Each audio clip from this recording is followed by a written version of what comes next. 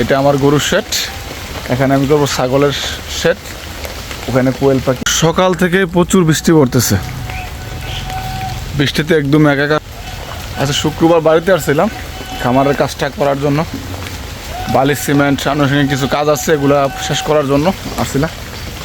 কিন্তু ভাগ্য এতই খারাপ, সকাল থেকে ভারী বৃষ্টি, বালু আনতে পারে না, সিমেন্ট আনতে পারে, কিছু আনতে পারে না। এখন একটু কমছে হালকা, তারপরে ভালো বৃষ্টি পড়তেছে। নারিকেল গাছের নিচে দাঁড়িয়ে আছি। আমার খামার বাড়ি, পুরোটাই খামার বাড়ি করবো ইনশাআল্লাহ। এটা আমার গরুর শেড। এখানে আমি করবো ছাগলের শেড। ওখানে কোয়েল পাখি, আদার্স সব কিছু। এখানে একটা বাণিজ্যিক খামার করবো।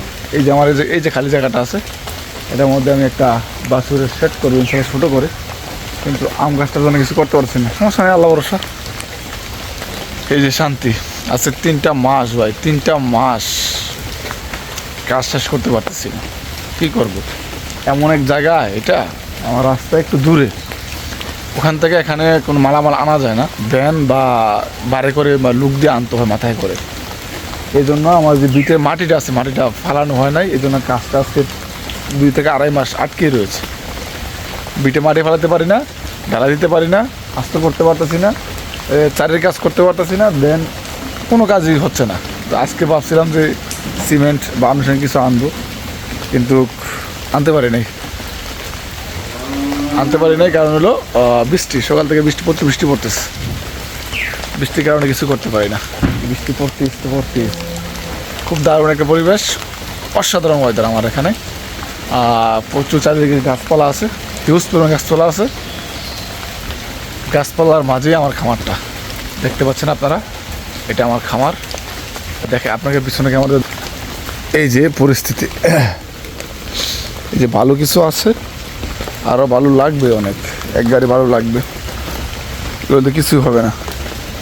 যে গতকাল মাটি ভরাট করছি, মাটি ভরাট করে এই পর্যায়ে বর্তমানে আছে। এটা পানি দিতে পারো, ড্রাইভার যাচ্ছে।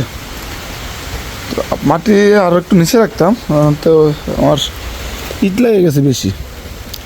অনেক ইট লাগাই ফেলছে আমার বর্তমানে।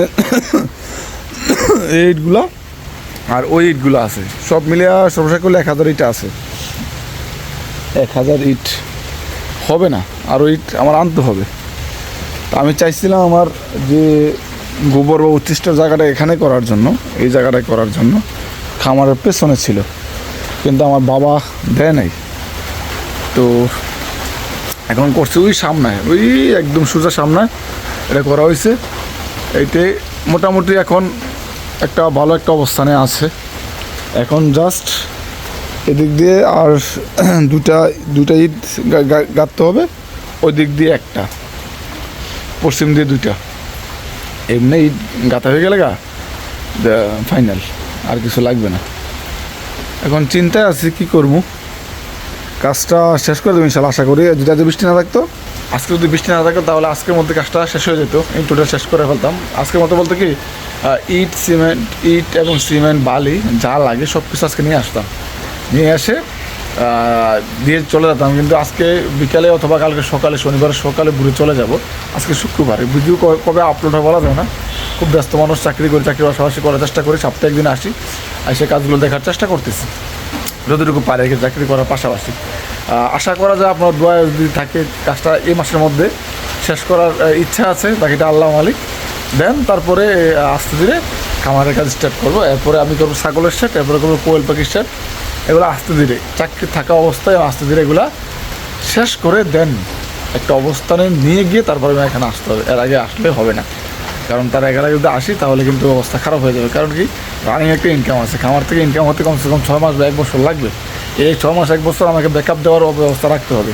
সবাই দোয়া করবেন, সাথে থাকবেন। আল্লাহ হাফেজ।